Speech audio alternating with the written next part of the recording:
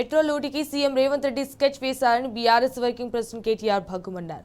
Metro ఆస్తులను ముఖ్యమంత్రి కుటుంబ సభ్యులను ఇటు బంధువులను అనుచరులకు కట్టబెట్టేందుకు భారీ కుంభకోణం చేస్తున్నారని సంచలన ఆరోపణలు చేశారు. మెట్రో రైలు పేరుతో సీఎం రేవంత్ రెడ్డి కేంద్ర మంత్రి కిషన్ రెడ్డి డ్రామాలాడారని మండిపడ్డారు. కేంద్ర ప్రభుత్వానికి చిత్తశుద్ధి ఉంటే గత ప్రభుత్వం ప్రతిపాదించిన మెట్రో విస్తరణకు ఎందుకు ఆమోదం తెలపలేదని నిలదీశారు కేటీఆర్.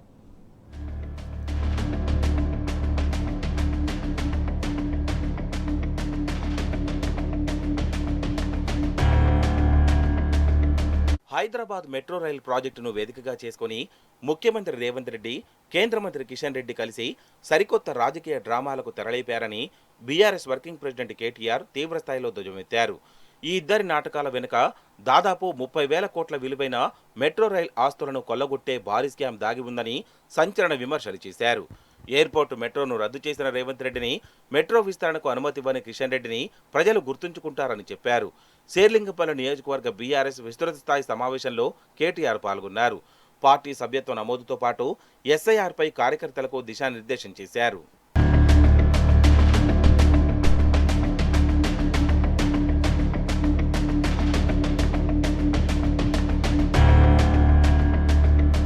మెట్రోకు అనుసంధానంగా ఉన్న 250 ఎకరాల భూములు, ఆస్తులను రేవంత్ రెడ్డి తన కుటుంబ సభ్యులు, బంధువులు, అనుచరులకు కట్టబెట్టేందుకు స్కెచ్ వేశారని కేటీఆర్ మండిపడ్డారు.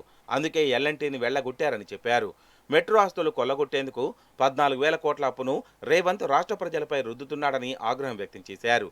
ఎల్ఎన్టీ కట్టాల్సిన అప్పును రాష్ట్ర ప్రభుత్వం కడుతుందని చెప్పి మెట్రోను దివాలా తీయించే ప్రయత్నం చేస్తున్నాడని మండిపడ్డారు. బీఆర్ఎస్ ప్రతిసారి రేవంత్ చేసే కుంభకోణాన్ని ముందే చెప్తూ హెచ్చరిస్తోందని, ఈసారి కూడా మెట్రో పేరుతో చేయబోతున్న స్కామ్పై స్పష్టంగా ప్రజలను అలర్ట్ చేస్తున్నామని తెలిపారు. మెట్రో వద్ద ఉన్న 30,000 కోట్ల భూములను భవిష్యత్తులో ఎవరు కొంటారు, ఎవరమ్ముతారు, అవన్నీ రేవంత్ కుటుంబ సభ్యులకు ఎలా చేరుతాయో అన్నీ ప్రజల ముందుకు వస్తున్నాయని కేటీఆర్ తెలిపారు.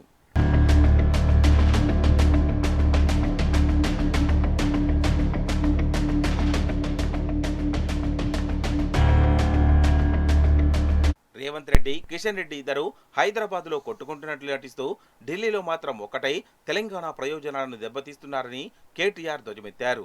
రేవంత్ రెడ్డి ఎయిర్పోర్టు మెట్రోను రద్దు చేస్తే కిషన్ రెడ్డి కేంద్రం నుంచి నిధులు తేవడంలో విఫలమయ్యారని ఎద్దేవా చేశారు.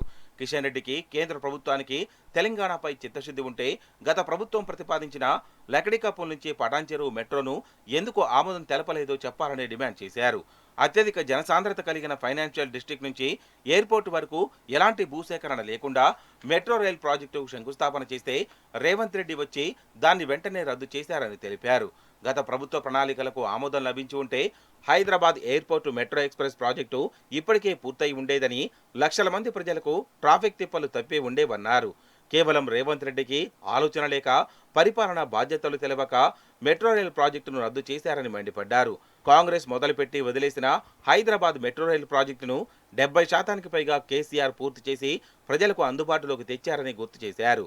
రేవంత్ రెడ్డి, కిషన్ రెడ్డివి అన్ని డ్రామాలేనని, హైదరాబాద్ నగరంలో మెట్రో ప్రాజెక్టు మరోసారి పట్టాలెక్కాలంటే తిరిగి కేసీఆర్ రావాల్సిందేనని కేటీఆర్ స్పష్టం చేశారు.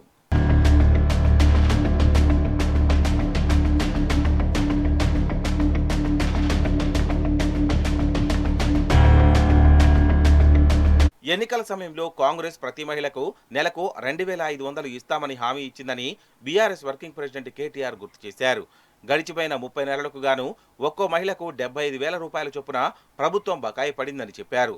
తెలంగాణలోని 1,67,00,000 మంది తెల్ల రేషన్ కార్డు కలిగిన ఆడబిడ్డల ఖాతాల్లో బాకీ పడ్డ మొత్తాన్ని జమ చేసే దమ్ముందా అని రేవంత్ రెడ్డిని నిలదీశారు.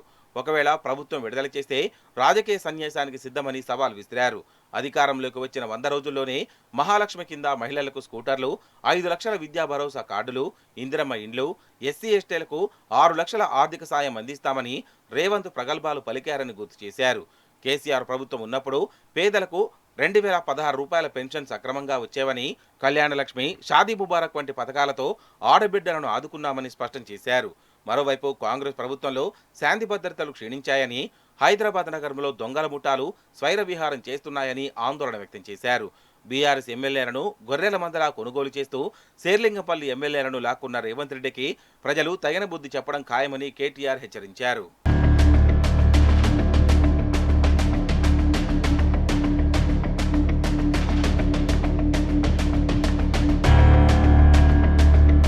రాష్ట్రంలో కాంగ్రెస్ నేతృత్వంలోని రేవంత్ ప్రభుత్వం ఒక అట్టర్ ఫ్లాప్ సినిమా నడుపుతోందని బీఆర్ఎస్ వర్కింగ్ ప్రెసిడెంట్ కేటీఆర్ దేపి పొడిచారు.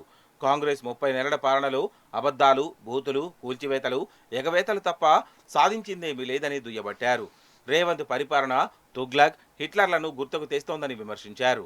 హిట్లర్ల క్రూరత్వంలా వ్యవహరిస్తూ తుగ్లక్లా ఎలాంటి ముందస్తు ప్రణాళిక లేకుండా నిర్ణయాలు మారుస్తూ రాష్ట్ర అభివృద్ధిని కుంటుపరుస్తున్నాడని నిప్పులు చెరిగారు. మూసీ ప్రాజెక్టు పేరిట పేదల ఇండ్లను కూల్చేస్తున్నారని 1.5 లక్షల కోట్ల అంచనాలతో ఆ ప్రాజెక్టులో అవినీతికి తెరలేపారని విమర్శించారు. గ్యారంటీలు అమలు చేయడానికి పైసలు లేవనే ప్రభుత్వం మూసీ ప్రాజెక్టుకు ఇన్ని నిధులు ఎక్కడి నుంచి తెస్తోందని కేటీఆర్ ప్రశ్నించారు.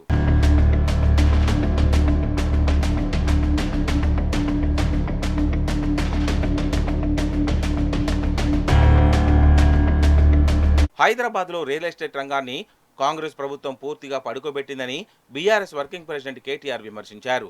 కాంగ్రెస్ వచ్చినప్పటి నుంచి ఆర్ఆర్ ట్యాక్స్ వసూళ్లు మొదలయ్యాయని ఆగ్రహం వ్యక్తం చేశారు. ప్రస్తుతం నగరంలో ప్రతి స్క్వేర్ ఫీట్కు 200 చొప్పున వసూలు చేస్తున్నారని మండిపడ్డారు.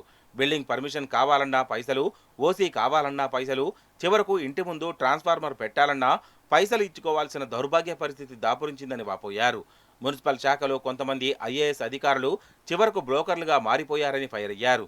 బిల్డర్ల పర్మిషన్ల కోసం వెళ్తే సీఎం కౌంటర్ల దగ్గర ఉండే బ్రోకర్లకు డబ్బులు కడితేనే క్లియరెన్స్ ఇస్తామని అధికారులు చెప్పడం సిగ్గుచేటని ఆగ్రహం వ్యక్తం చేశారు.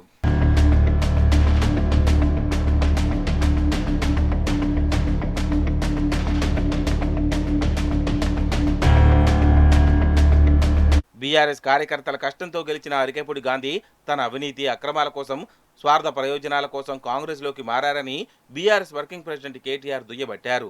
10 ఏళ్ల బీఆర్ఎస్ కాలంలో 9,500 కోట్లతో నియోజకవర్గంలో చేసిన అభివృద్ధి పనుల నివేదికను గాంధీ విడుదల చేశారని, మరి 2 ఏళ్లలో ఎన్ని నిధులు తెచ్చారో చెప్పాలని డిమాండ్ చేశారు.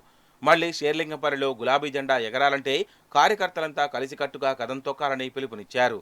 రాష్ట్రంలో ప్రతి ఒక్కరూ కేసీఆర్ తిరిగి ఎప్పుడు ముఖ్యమంత్రి అవుతారా అని ఎదురు చూస్తున్నారని, రాష్ట్రంలో మళ్లీ బీఆర్ఎస్ ప్రభుత్వం రావడం ఖాయమని కేటీఆర్ స్పష్టం చేశారు.